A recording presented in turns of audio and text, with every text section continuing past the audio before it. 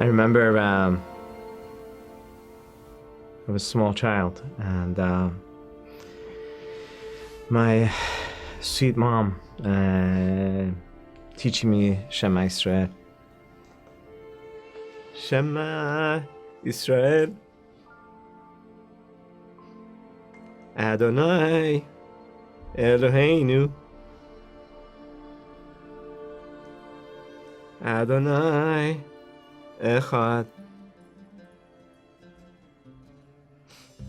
I went to a Jewish school in Tehran, learning Hebrew, English, Farsi. They talked more about faith and what it is to know who this God is, God of Abraham, Yitzchak, and Yaakov. I remember every night praying the Shema and then just openly talking to God. In our family, things were going wrong. My parents were out of sorts, fighting with each other. I had a tremendous earache. And I remember my grandmother telling my dad, you need to bring a lamb, a sheep, and have the rabbi come and say bracha and sacrifice the lamb. We gathered around and we laid hands on the sheep. The rabbi prayed in Hebrew, and I always distinctly remembered that was for our wound, for our sins. The minute that he slaughtered the lamb, something amazing happened. My earache went away. It was a big prestige thing in Iran for the kids to come to America. And I was fortunate enough that I was able to come here. I went to an American school, just a whole new world. I felt like I can do anything I wanted to do. My parents weren't looking over my shoulder, and I didn't have to be accountable to anybody. I still remember that, you know, there was a 10 commandment that it said somewhere in there, do not commit adultery and things like this. But I thought to myself, maybe that's really for the olden people. I'm a software developer by trade. In collaboration with some friends, on the side, we started working on another business project. Some of the business contacts that we had were people of faith. I love the strength of their faith. And the way they talked about this man, Jesus, is as if he was God himself. And that was really offensive to me. And one thing that challenged me is that they knew my Jewish Bible better than I did. You know, having heard all these debates in my head and friends, and obviously reading articles, books, archaeology, and so on and so forth about, well, Moses did this, and Jesus did this, and Muhammad did this. You know what? I really need to go to the source. I'm going to go read the Jewish Bible. One thing I had realized as I was reading the Torah, it was amazing to me that when the Jewish people went through what they witnessed, with God opening the sea, and went through and they saw these unusual happenings that Moses himself says, you were all witnesses, you saw these things. Your children haven't seen them, but you saw them. Just remember this. Yet, they forgot about it, and for 40 years, we just spun around the desert over and over and over. And I thought to myself, is it possible that, last time was 40 years, maybe this time it's been 2,000 years that we're spinning around this world, chasing our own tails and trying to figure out what's up.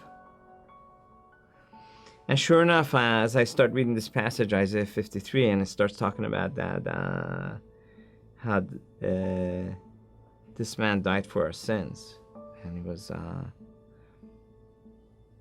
was bruised, and through his stripes, we are healed. It talked about how, like a lamb, he was taken to sacrifice. Like a lamb. Like that same sheep that was brought to our yard. One thing that occurred to me as I talked to the rabbi, and the rabbi said, how could God become a human being? And it occurred to me, if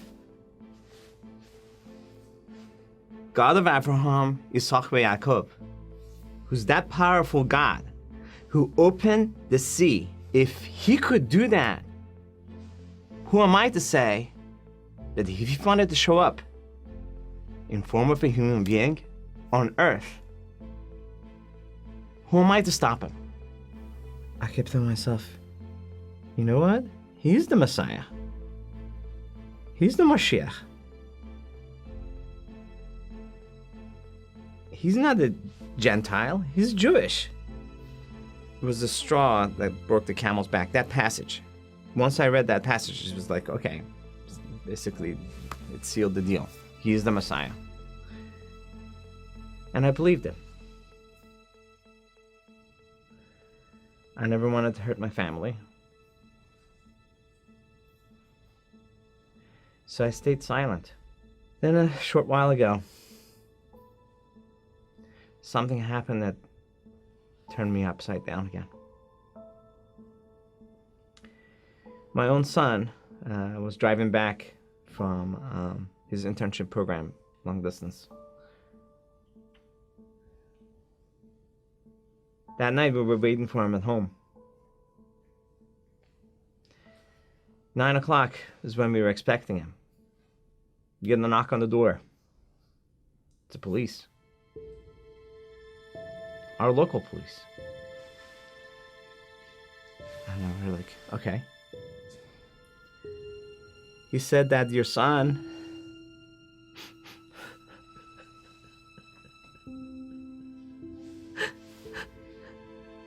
has been taken. He's been flown to a hospital. Went down, not knowing what to expect. Because as far as they knew, there was brain injury. What I do remember is praying to God and asking him, God, you have to give him back to us whole. Each hour we saw improvement, to the point that by the third or fourth day, God brought this child back to us.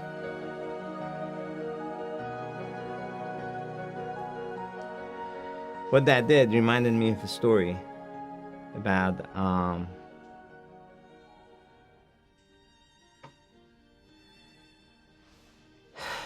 young girl, 12-year-old, who the family and friends thought she was dead. And this man who ran a synagogue chased down, found this teacher who was known in the region north of Israel at the time, and begged him, come and heal my daughter.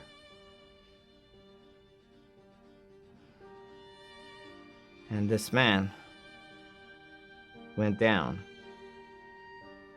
to this other man's house and raised the little girl back to life. The man whose daughter was healed, who could not shut up anymore. I love my family, but I can't shut up about who this Jesus is anymore. This Jesus healed my son, brought him back to life. He was gracious to watch over my son when I couldn't. And I didn't know. I feel like that man whose daughter was healed. I can't shut up anymore. I have to tell the story. I have to tell the story.